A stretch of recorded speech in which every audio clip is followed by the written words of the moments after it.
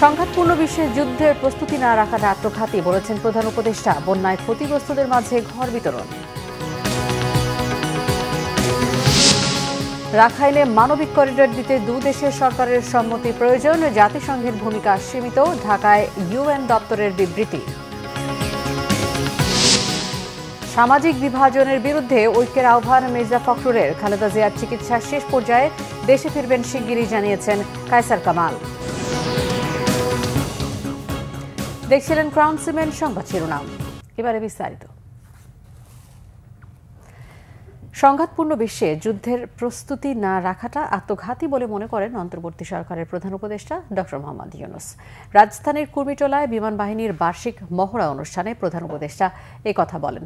নিজেকে যুদ্ধবিরোধী হিসেবে উল্লেখ করে প্রধান উপদেষ্টা বলেন, বিশ্বে এমন পরিস্থিতি যেখানে প্রতি মুহূর্তে হুমকি থাকে, তাই প্রস্তুতি রাখতে হয়। প্রস্তুতি না নেওয়াটা আত্মঘাতী। বিগত সরকারের লুটপাটের কারণে অর্থনৈতিক অবস্থা খারাপ হলেও অর্থনৈতিক বাস্তবতা মেনেই দেশের নিরাপত্তা স্ট্র্যাটেজি ঠিক করার কথা জানান প্রধান উপদেষ্টা।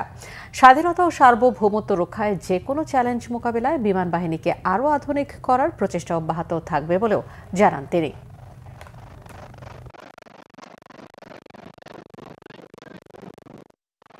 এখন আমরা যখন কথা বলছি তখন আমাদেরই কাছে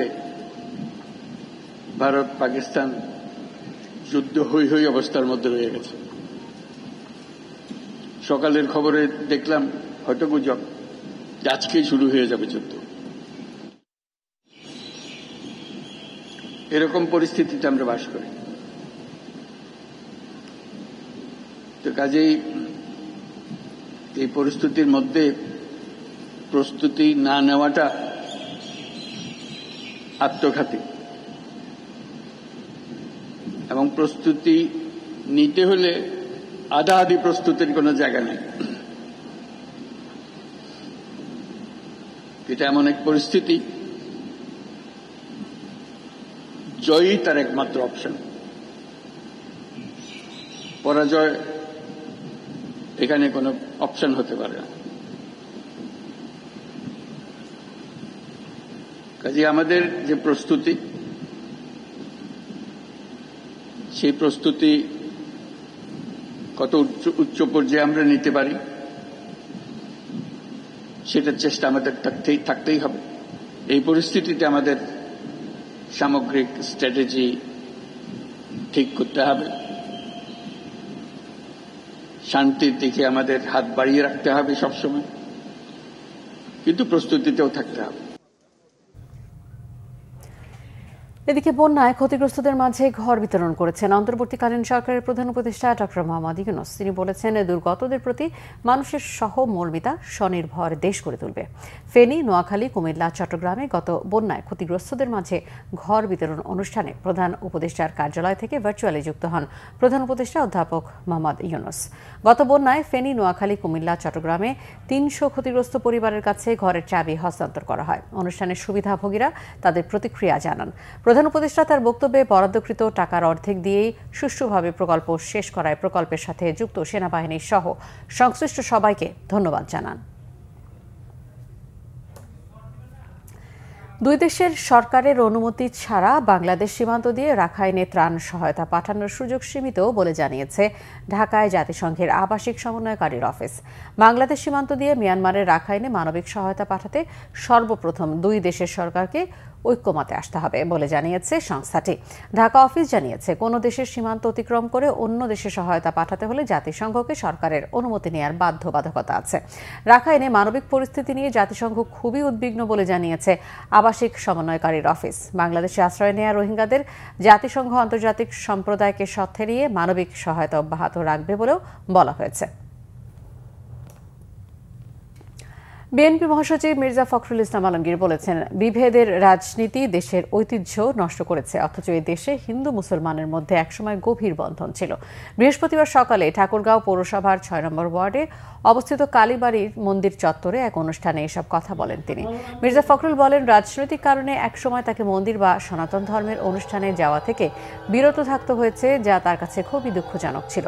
সামাজিক বিভাজনের বিরুদ্ধে ঐক্যের আহ্বান জানিয়ে বিএনপি মহাসচিব বলেন, কে হিন্দু কে মুসলমান এসব ভুলে নতুন ধারার বাংলাদেশ গড়তে হলে সবাইকে এক হতে হবে।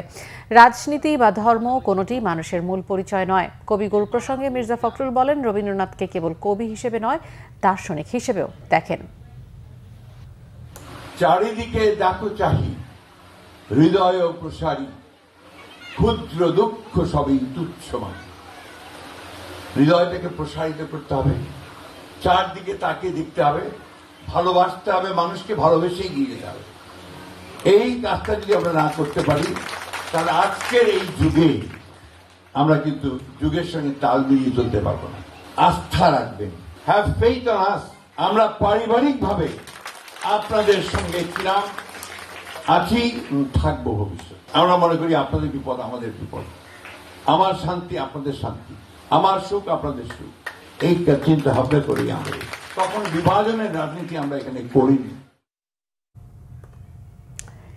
বিএনপি চেয়ারপারসন বেগম খালেদা জিয়ার চিকিৎসা প্রায় শেষ পর্যায়ে, শিগগিরই দেশে ফিরবেন তিনি, জানিয়েছেন দলের আইন বিষয়ক সম্পাদক ব্যারিস্টার কায়সার কামাল। হাইকোর্টে সাংবাদিকদের প্রশ্নের জবাবে তিনি কথা বলেন। করিডর দেওয়ার আইনগত এখতিয়ার অন্তর্বর্তী সরকারের নেই, সব রাজনৈতিক দলের সাথে পরামর্শ করার আহ্বান জানান কায়সার কামাল। এর আগে মঙ্গলবার পররাষ্ট্র উপদেষ্টা তৌহিদ হোসেন জানিয়েছিলেন, বিএনপির অনুরোধে বেগম খালেদা জিয়াকে লন্ডন থেকে আনতে এয়ার অ্যাম্বুলেন্স পাঠানোর ব্যাপারে কাজ করছে সরকার। বর্তমানে যুক্তরাজ্যে বড় ছেলে তারেক রহমানের বাসায় থেকে চিকিৎসাধীন সাবেক প্রধানমন্ত্রী বেগম খালেদা জিয়ার পূর্ণাঙ্গ স্বাস্থ্য পরীক্ষা চলছে। রমনা বটমূলে পহেলা বৈশাখের অনুষ্ঠানে বোমা হামলা মামলার ডেথ রেফারেন্স ও জেল আপিলের রায় 8 মে। বিচারপতি মোস্তফা জামান ইসলাম ও বিচারপতি নাসরিন আক্তারের বেঞ্চ এই রায় ঘোষণা করবেন। দীর্ঘ এক যুগ পর আলোচিত এই মামলার রায় ঘোষণা হতে যাচ্ছে। আইনজীবীরা জানান, 2014 সালের একমাত্র ডেথ রেফারেন্সের মামলা এটি, যা এত দীর্ঘ সময় ধরে হাইকোর্টে ছিল। এই সময় 467 বার সময় আবেদন করে পিছিয়েছিল রাষ্ট্রপক্ষ। 4 বার বেঞ্চ পরিবর্তন হয়। যথেষ্ট সাক্ষী প্রমাণ না থাকায় মূলত রায় পক্ষে যাবে কিনা সেই শঙ্কা থেকেই বারবার সময়ক্ষেপণ করা হয় বলে জানান আইনজীবীরা। 2001 সালের 14 এপ্রিল পহেলা বৈশাখে ভোরে রমনার বটমূলে চলছিল ছায়ানটের বর্ষবরণ অনুষ্ঠান। শত শত মানুষ যখন সুরের মূর্ছনায় আচ্ছন্ন, তখনই জঙ্গি হামলায় সৃষ্টি হয় বিভীষিকাময় পরিস্থিতি। দুর্নিয়ন্ত্রিত দুটি বোমার বিস্ফোরণে নিহত হয় 10 জন, আহত হন অনেকে। এই ঘটনায় করা হত্যা মামলায় 2014 সালের জুনে হুজি নেতা মুফতি হান্নান সহ 8 জনের ফাঁসি এবং 6 জনের যাবজ্জীবনের রায় দেয় বিচারিক আদালত। এছাড়া বিস্ফোরক আইনের আরেক মামলা 24 বছর ধরে পড়ে আছে ঢাকার বিচারিক আদালতে।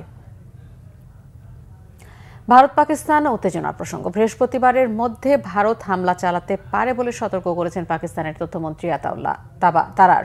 পরিস্থিতি শান্ত করতে পাকিস্তানের প্রধানমন্ত্রী শাহবাজ শরীফ ও ভারতের পররাষ্ট্রমন্ত্রী এস জয়শঙ্করের সাথে ফোনালাপ করেছেন জাতিসংঘ মহাসচিব অ্যান্টনিও গুতেরেস। মঙ্গলবার রাতে টেলিভিশনে সম্প্রচারিত বক্তব্যে পাকিস্তানের তথ্যমন্ত্রী বলেন, মিথ্যা অভিযোগের ভিত্তিতে 24 থেকে 36 ঘন্টার মধ্যে পাকিস্তানে হামলার পরিকল্পনা করছে ভারত। তিনি জানান, এই দাবির সপক্ষে শক্ত গোয়েন্দা তথ্য আছে।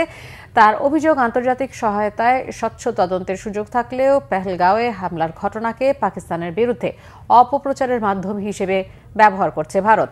আতাউল্লাহ তারার আরও বলেন, গায়ের জোরে বিচারক, সাক্ষী আর শাস্তি বাস্তবায়নকারীর ভূমিকা একাই পালন করছে ভারত।